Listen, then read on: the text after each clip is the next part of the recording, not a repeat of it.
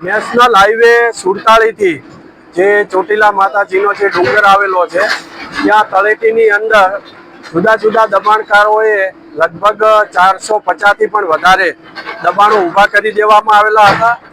આ રસ્તો છે એ રસ્તો 40 ફૂટનો જે તે વખતે મૂકવામાં આવેલો હતો, જેથી કરીને જે યાત્રાળુઓ આવે છે ડુંગર ખાતે ત્યાં યાત્રાળુઓને કોઈ તકલીફ ન પડે, અવર જવર કરવામાં મુશ્કેલી ન પડે અને જ્યારે પૂનમ જેવો જે તહેવાર આવતો હોય છે ત્યારે મોટી સંખ્યાની અંદર યાત્રાળુઓ ઉમટી પડતા હોય છે, તો ત્યારે એમને ટ્રાફિક ન નડે અને સરળતાથી દર્શન થઈ શકે તેના માટે આ 40 ફૂટનો રસ્તો મૂકવામાં આવેલો હતો।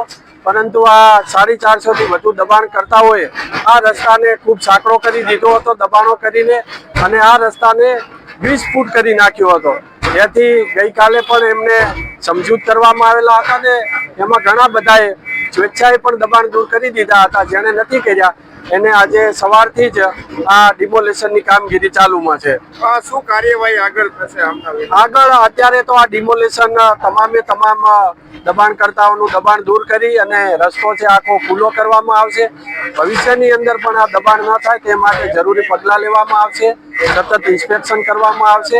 સાથે સાથે જે મોટા દબાણકર્તાઓ છે તેઓની સામે લેન્ડ ગ્રેબિંગ અંતર્ગત કાર્યવાહી કરવામાં આવશે અને જંત્રીના 1% દરે બિનખેતીનો જે વસૂલ છે દંડ, એ દંડ વસૂલ કરવામાં આવશે।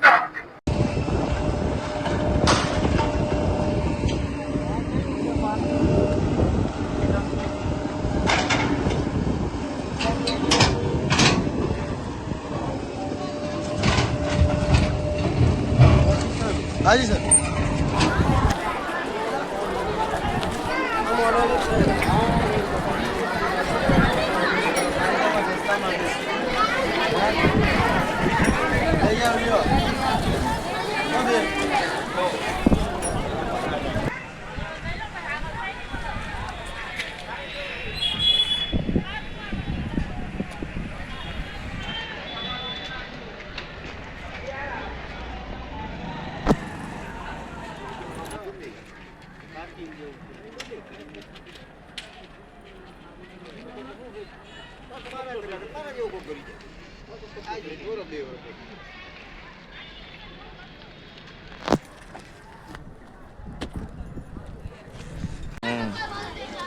કેમ કે પાછળ પાછી ગેરકાયદેસર થાય ને, હા એટલે થોડી જગ્યામાં કરવું કંટ્રોલ કરવું પડે।